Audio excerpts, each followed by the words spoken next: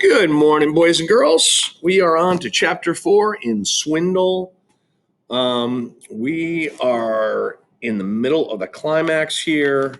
Last we left off, the courier service that was going to pick up the card comes to the house. He pushes the door, it opens up.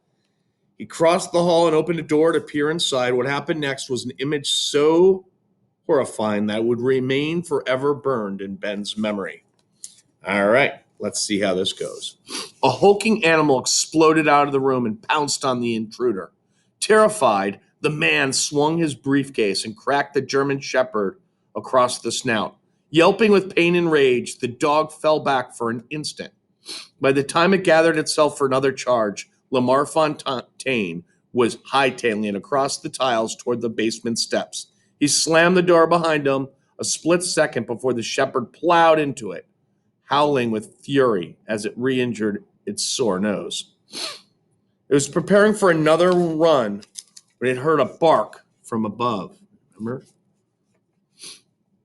Luther? That brought the guard dog galloping upstairs. Ben sounded the warning, for all the good it was going to do. Griffin, all of you, hide! But there was no time for hiding or even thinking. The rest of the team was trapped in the master bedroom. The shepherd appeared in the doorway, menacing them all and cutting off any avenue of escape. The dog whisperer stepped forward. Hi, big guy, she said in her most soothing tone. You don't want to hurt anybody. We're all friends here. Let's not get With a roar, the monster leaped at her. Seeing Savannah in danger, Luther flung himself into the path of the attacking shepherd. The two dogs met in midair and fell snarling and wrestling to the floor. The heist team wasted no time getting out of the room and down the stairs. Griffin and Darren half carrying Pitch. Ben met them on the midway landing. There's a dog after you, and it isn't Luther. Quick, the kitchen, ordered Savannah. Darren was wild-eyed. Why, are you going to whip up a souffle? I'm going to find some meat to distract that brute from killing poor Luther. Nobody gave her an argument. In a fight with the much larger shepherd, the Doberman was David facing Goliath. There's no question that Luther had risked his life to protect Savannah. The team hit the main floor and ran into the kitchen. Savannah ripped open the freezer and began rummaging for meat. Any steaks? Ben asked helpfully. Dogs love steak. I can't find anything. This is in the way. She lifted out an enormous frozen turkey and dumped it on the tiles.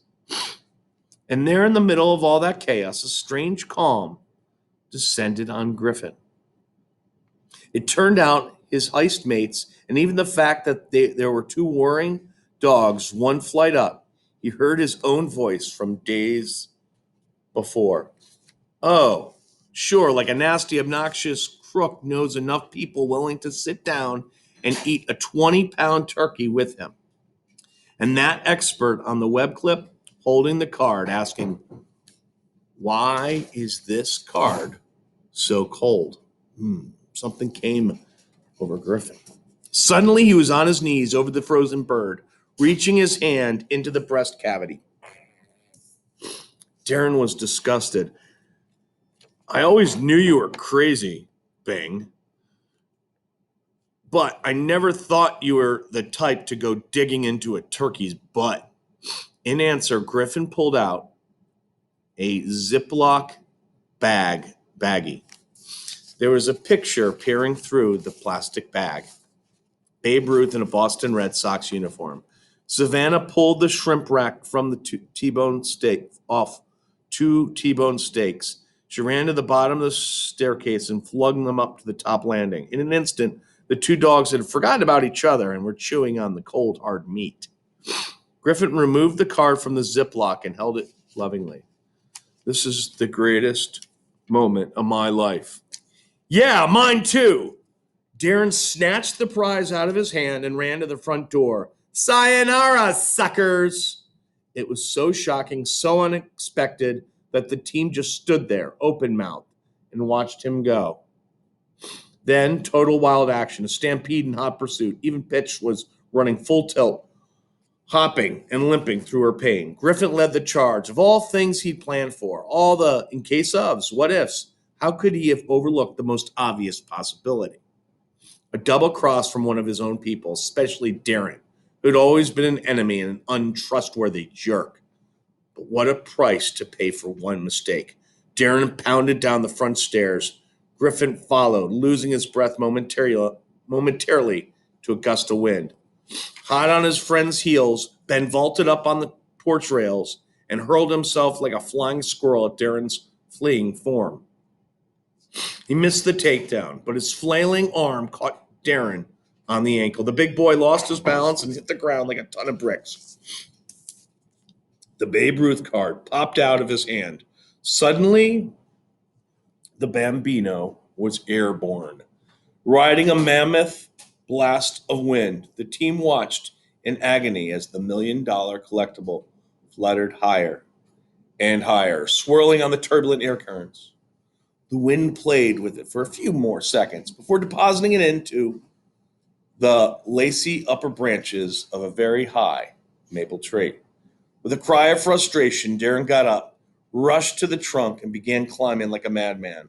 Griffin turned to Pitch. No way, she said, reading his mind. Not with this ankle, and I don't want any of you idiots trying. You'll end up dead, and probably so will he.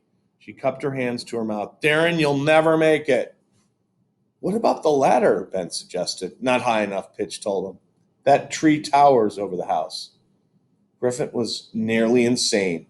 It's $1 million card. There must be a way to get it. Dream on, Savannah said unhappily. Not unless you've got some kind of miracle tool that can reach 40 feet up, pick out the tiniest thing, and bring it down safely. The look of shocked realization on Griffin Bing's face was like nothing anyone had ever seen before. I wonder what his plan is. Where can he find an invention that could pick a card out of a tree? We'll see in chapter 25. All right, have a good one.